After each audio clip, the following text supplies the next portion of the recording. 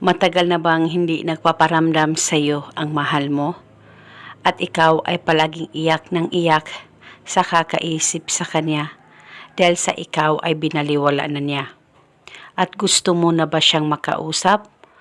At gusto mo ba na siya ay magmamakaawang tatawag sa iyo sa oras na magawa mo ang ritual na ito? Pwes, gawin ito na buo ang loob at tiwala mo. At paniguradong in just 3 minutes, magmamakaawa na tatawag sa iyo ang mahal mo.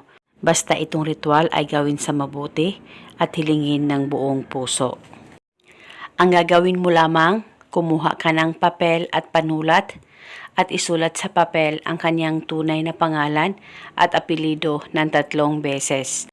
At sa ibaba, isulat mo ang kanyang contact number o kahit na anong contacts na meron ka sa kanya.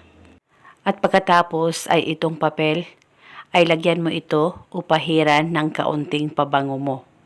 At pagkatapos, hawakan mo muna saglit ang papel, pakatitigan mo ito ng maigi. Mag-focus at mag-concentrate ka at ibulong mo ang mga salitang ito. Pangalan at apelido, ikaw ay magmamakaawa na tatawag sa akin ngayon mismo. Ibulong mo lamang ito ng 3 beses. Pwede ka rin magdagdag ng hiling kung gusto mo, wala pong problema.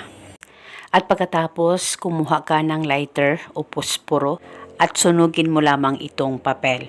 At kinabukasan, ulitin mo ang paggawa nitong ritual sa kahit na anong oras na gusto mo.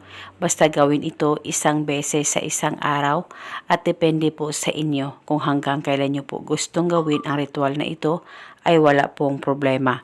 At paniguradong magmamakaawa siyang tatawag sa iyo pagkatapos mong gawin ang ritual na ito.